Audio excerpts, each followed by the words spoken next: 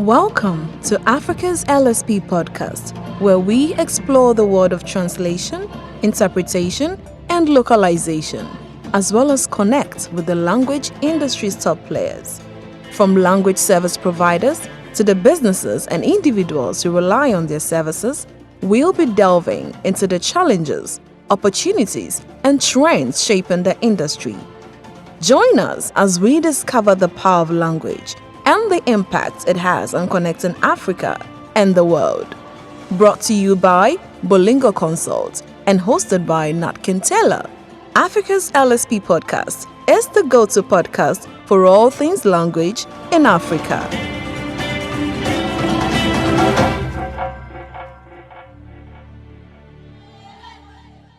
Welcome to Africa's LSP podcast, the go-to podcast for all things language in Africa.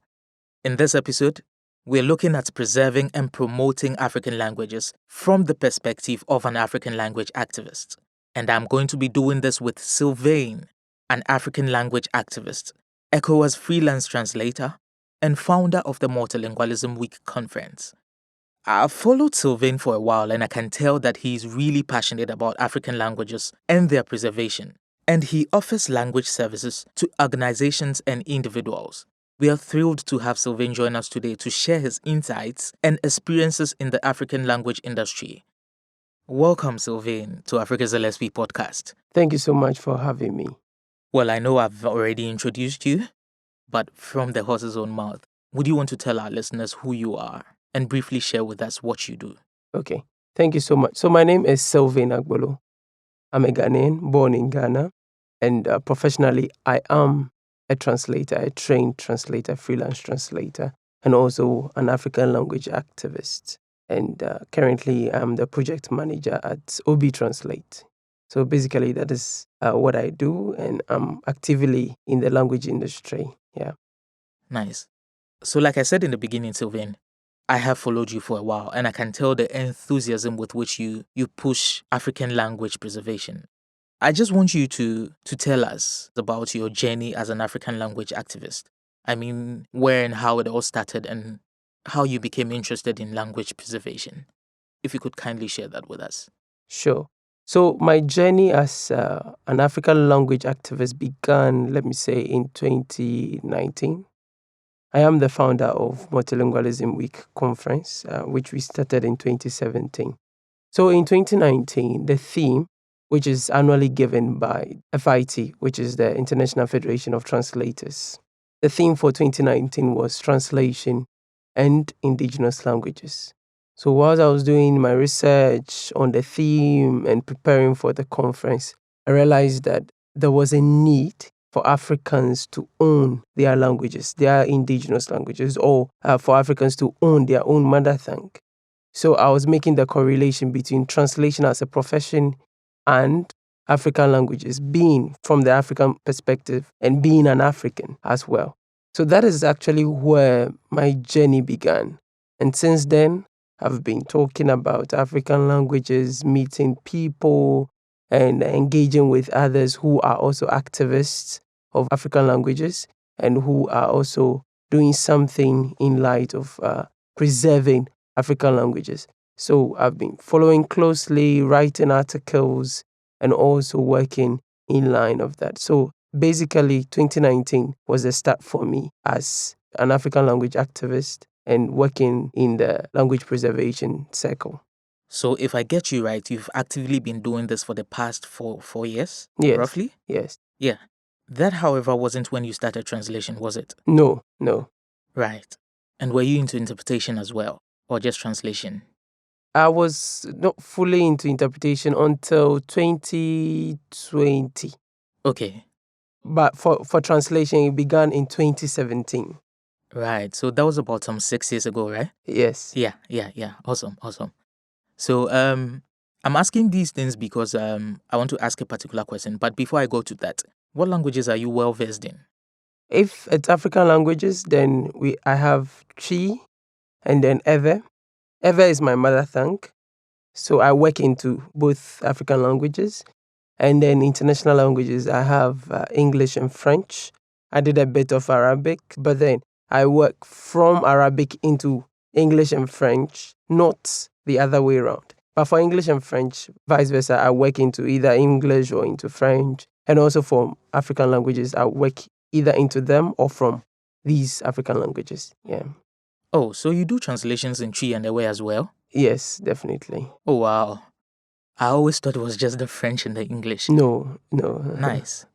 So, here's the question. You've been in the language service industry for a while now, about 6 years as a linguist and roughly 4 years as an activist. Yes. Now, how have you seen the African language industry evolve over these years? And what are some of the challenges that you have seen, even some that you have faced yourself? And lastly, what are some of the opportunities that you see for African language activists and language service providers in Africa? Okay, so basically, this is my take on your question, that the African language industry is evolving, though not personally at a pace that I would have wanted it to. However, we are not sluggish in terms of being African language providers, service providers, that is, providing language services into or from African languages. The industry is evolving day in and day out. However, there is more we can do. So last year, I started writing series of articles on stakeholders that actually can promote and should promote African languages. Some of them are language professionals, translators, interpreters, policy makers, governments, publishers, and all of that. And so I've realized that if we do not own our languages, there's nothing we can do about preserving African languages. And so the language industry must keep acting, or should continue to act, in the preservation of the African languages, in that translators, publishers also have a role to play, because most of them say that one of the challenges is that people do not really buy books published in African languages. That should not be the case, because this is a collaborative effort to preserve African languages. Parents should buy books that are written in African languages for their children. Government should also buy books that are written in African languages so that these books can be used in the various schools. Authors, writers, should not only, especially I'm talking about African writers, should not only write in English or the colonial languages like English, French, Portuguese, and all of that. They should also write in their mother tongue, because they can write in their mother tongue. The beautiful ideas that they pen down in their books should be also transferred into their mother tongue. If in case they cannot, then they should seek for translators who can actually translate into the mother tongue. So take, for instance, this renowned author, Ngugi wa Thiong'o. In 2019, decided never to write in English anymore, unless he writes in Gikuyu or other African languages that he understands. And then until that is done, before he will actually translate it into English. Why? Because he said in his quote, and I quote him, "If you know how to speak your mother tongue and learn other languages, that is empowerment. But if you do not know your mother tongue, but you know other languages, that is enslavement.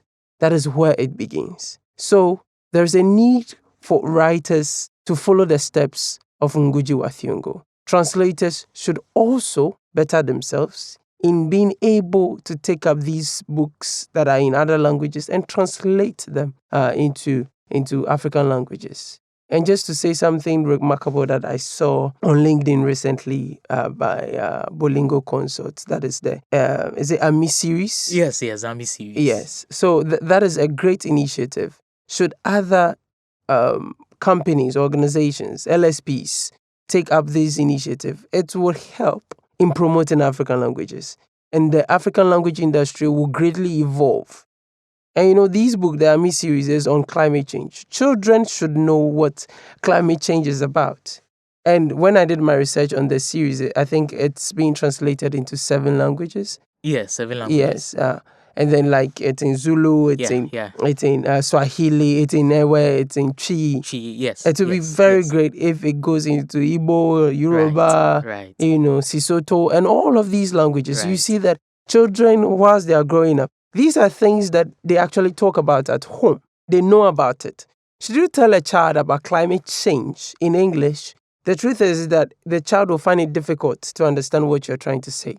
But should you say it in the child's African language or the mother tongue of the child, you see that in using the examples that are available, you realize that the child will understand you better because these are the languages they speak at home, they play with when it comes to playing with their comrades at home and even in school and all of that. So it's incumbent on us as Africans, not just language professionals, not just the government. The government will do its bit, but then the core really lies on us as language professionals, as speakers of the language, to contribute our quota. Until then, the African language industry will evolve surely, but at a slow pace, not have the greater impact that we expect it to have. All right. So I really like these points that you've made. I just want to find out how, in your own small way, you engage other language experts to discuss such trending issues in the language industry. I mean, issues surrounding these opportunities, these challenges, etc., that you've spoken about.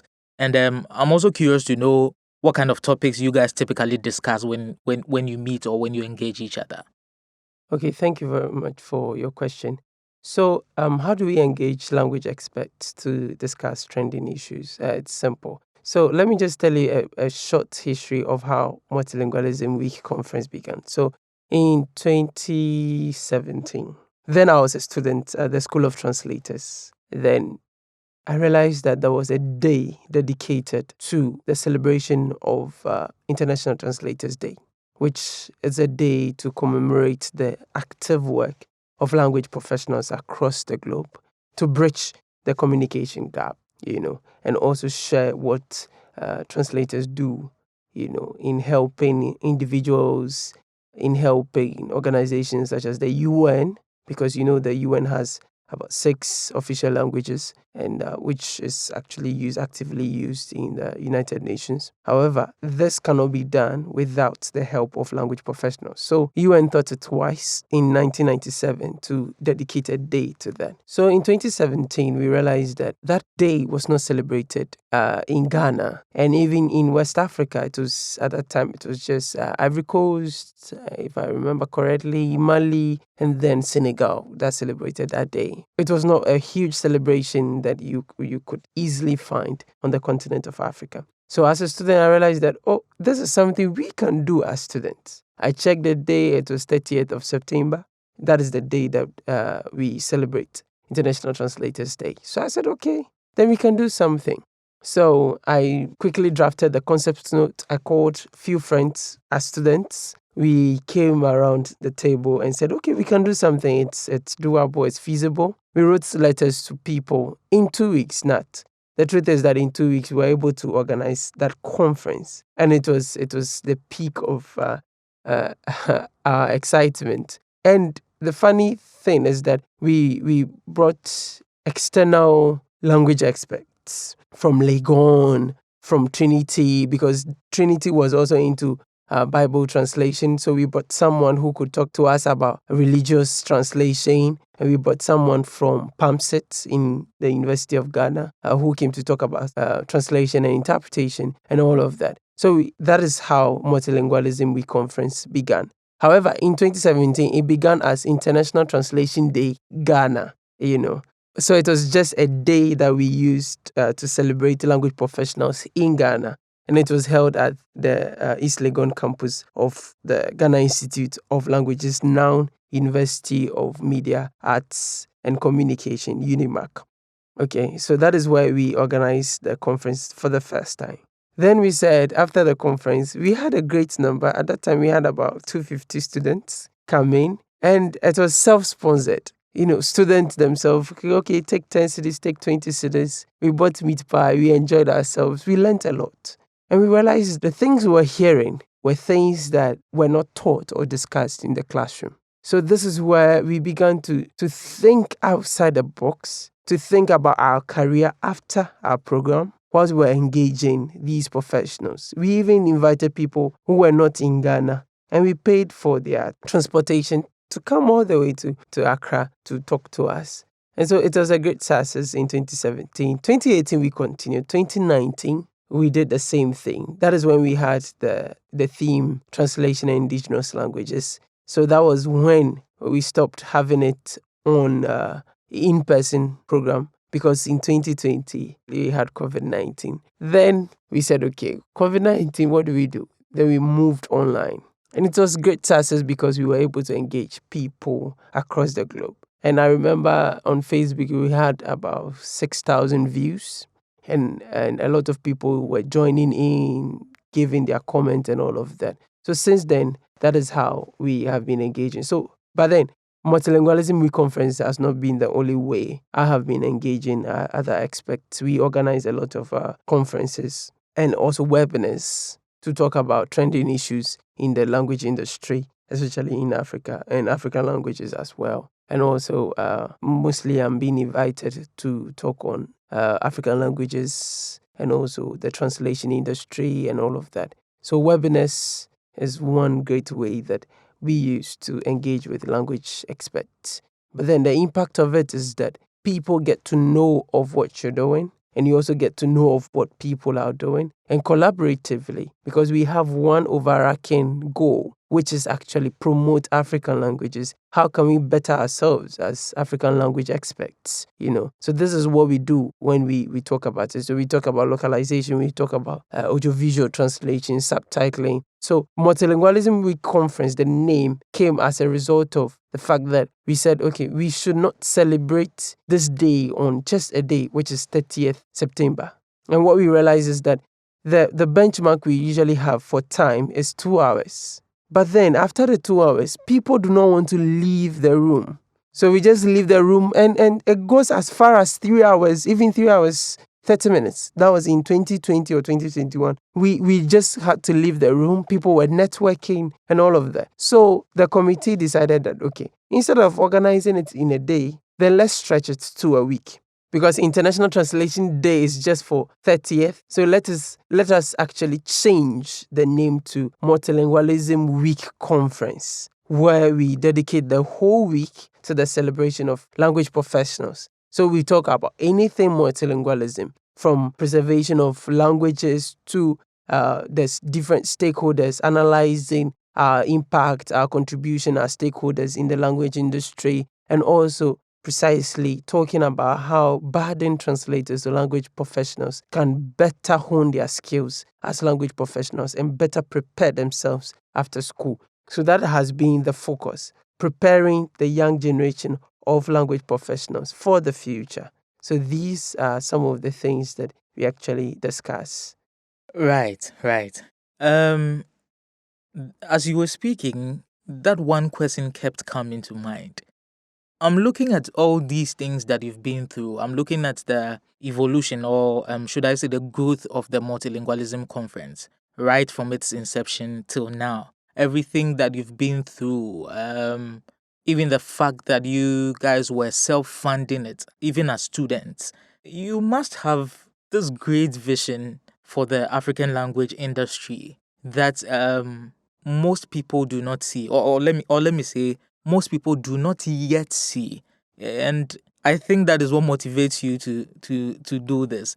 And I can't help but ask, how do you, as an African language activist, see the African language industry developing in the future? And what role do you think language activists and language service providers will play in this development? Okay. The stark reality is that there is a large, huge, very grand opportunity for African language professionals that is not yet tapped. The truth is that we have myriads of documents that must be translated into African languages. Let me give you just a clear example.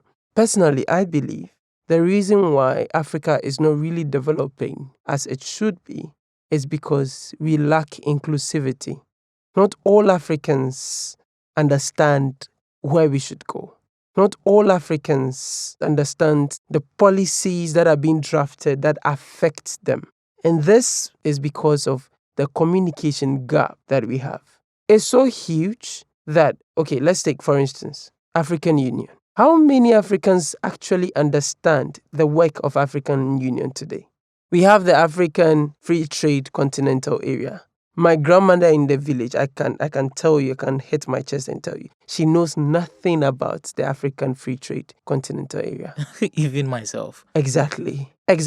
However, the farmers whose produce are being transported cross-borderly do not understand where their produce are even going, cannot talk with investors themselves, cannot negotiate themselves. They are not actually in the food chain, but then they are actually at the bottom of the bottom, where their produce go for just something small. They do not really understand what the African Continental Free Trade is about. Just because they do not speak English, or they do not speak French, or Portuguese, or Spanish, or Arabic. African Union does not come to the level of the indigenous person, does not come to the level of the average African. Until that is done, substantial impact cannot be seen. Inclusivity cannot be achieved. That is where we need a lot of African language service providers to be able to translate, interpret, do podcasts, do subtitling, do short videos promoting what African Union intends to convey into the language of the people. And as Nelson Mandela said, if you speak to a man in another language or foreign language that he has learned, you are only speaking to his head. But if you speak to him in his mother tongue, you are speaking to his heart. So until we speak to the people in their mother tongue, all that we are doing is to speak to them, to their heads, and not to their heart. And until the heart is changed, nothing substantial is going to come out of it. So the truth is that there is a huge opportunity for African languages.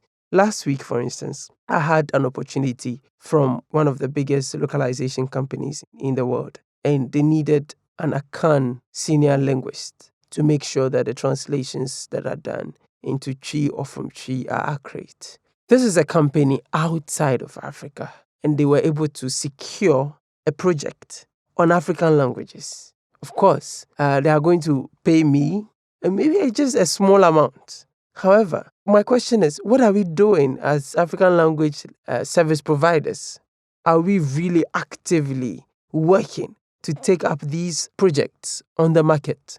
If we do not have it, then let's create the opportunities for ourselves and be the solution givers to these problems. So let's begin to, as African language service providers, let's talk to publishers, let's talk to writers, let's engage with them, let's have meetings, webinars, let's talk with them and say, okay, we are going to give you discount. Should we translate your books for you? Let's write to organizations. We are going to provide all your website. We will translate it for you at a little fee. And the reason why we are doing this is to just promote African languages and to make sure that the information you are giving reach the indigenous people or reach the native people in this particular setting, in the Volta region, in the northern region, in the eastern region, and what have you. This is how we can get it. It's not going to be easy, I agree. There are so many challenges that we will face, I agree. But if we do not take the step to resolve these issues, the truth is that the solution will not come. The solution will not come.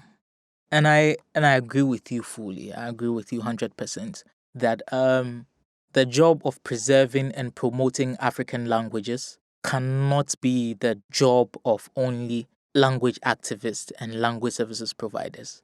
And I agree with you fully that we as Africans have a role to play as custodians of our languages to help in the preservation and the promotion of our language. I want you to use this platform to speak with every African out there. Tell them, how exactly can people support your work as an African language activist, and what impact can their support have on the preservation of African languages? Okay, so this is what I would say. First of all, I'll start with students that are learning translation. And usually what we do in Africa is that when it comes to the teaching of translation, students are actually trained in European languages. That is basically English, French, Portuguese, Spanish, Arabic, but not the African languages, their mother tongue itself. So the concentration on burden translators or language professionals, whether it's a formal education or informal education, a short course or whatever, these people should be introduced to the translation into or from African languages. That is number one.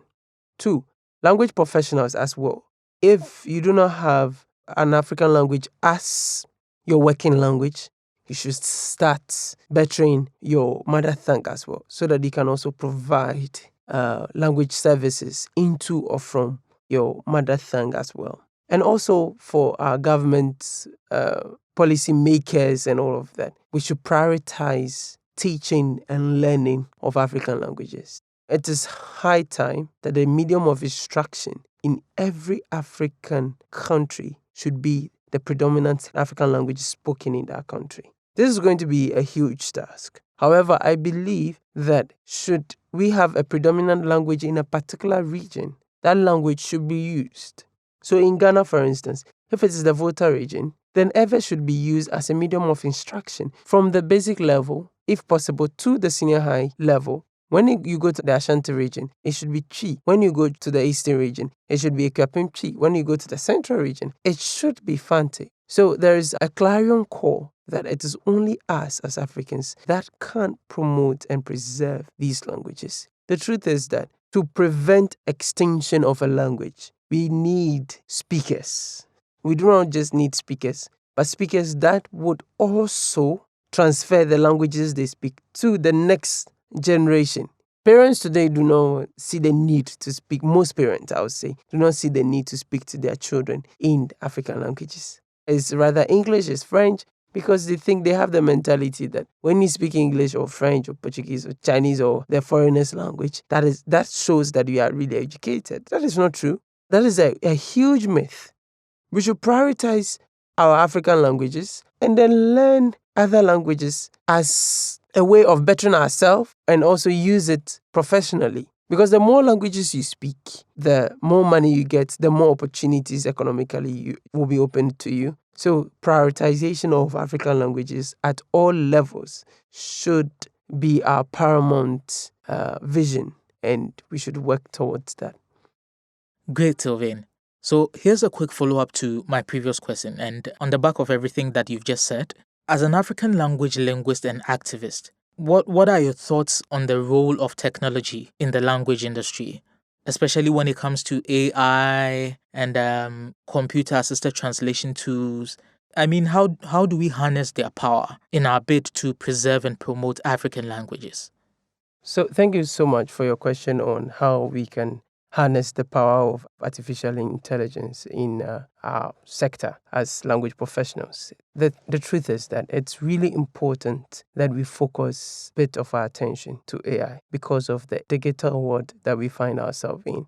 So my advice to African language service providers will be to hone their skill in the use of AI, artificial intelligence, how to even use Microsoft Word. And it will shock you that a lot of students at the School of Translators do not really know how to use Microsoft Word when it comes to translation because we do not harness the power of AI.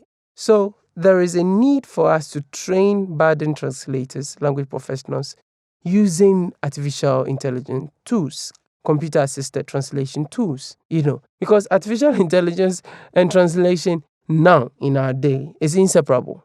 It is not perfect. There are so many debates around it. But then this is what I always tell people. Today, it has glitches, and the people feeding the machine know them. So as it cannot do something, they look for solutions there and there. So in the nearest future, don't expect Google Translate, DeepL, or any other CAT tool or OB Translate to be the same as it was yesterday. You should not expect it.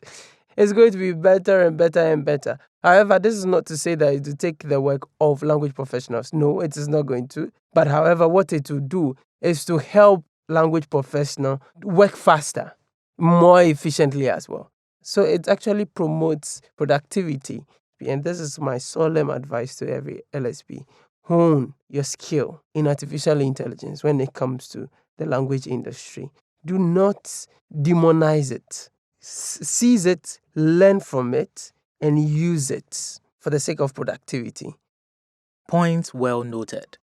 So, to our listeners, you've heard from the language activist that AI does more good than harm as far as the language service industry is concerned.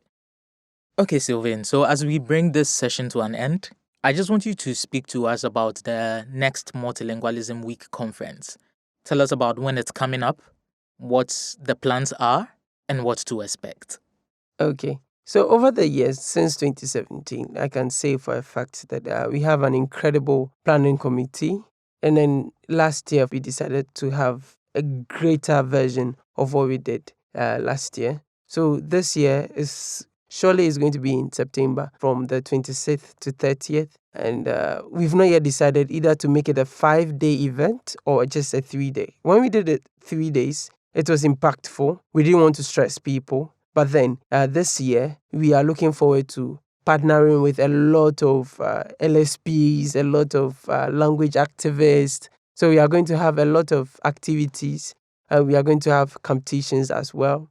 And then the awardees will be celebrated on that day. And so this year is going to be a wonderful time that we celebrate the Multilingualism Week conference. Is going to be a great time together with language professionals and people who just love language in general. So I would say that you should watch out for Multilingualism Week Conference 2023 because it's going to be a massive one from 26th to 30th of September this year. All right, listeners, so you heard it here first on the Africa's LSP podcast. The Multilingualism Week Conference is coming up in September from the 26th to the 30th. Keep that on your schedules. All right, Sylvain, thank you very much for coming on to the Africa's LSP podcast. Thank you. And for sharing these nuggets of wisdom with us. We are really grateful. And as we usually do, we're going to share your LinkedIn profile along with this episode of the podcast so that those of our listeners who want to reach out to you can do that. And they can also find out more about the Multilingualism Week conference on your social media and on your LinkedIn profiles. Thank you once again, Sylvain, for coming on to the Africa's LSP podcast.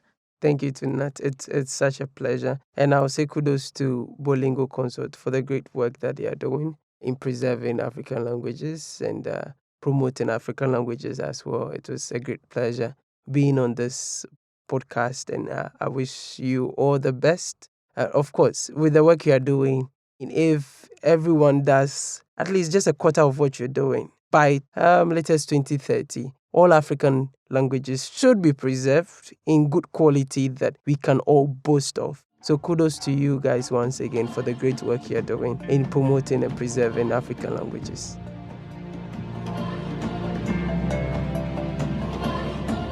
Thanks for tuning in to Africa's LSP podcast. We hope you enjoyed the conversation and learned something new. For feedback or enquiries, reach out to us at podcast@bolingoconsult.com. Don't forget to subscribe, rate, and review us on your favorite platforms. Until next time, stay curious and keep growing.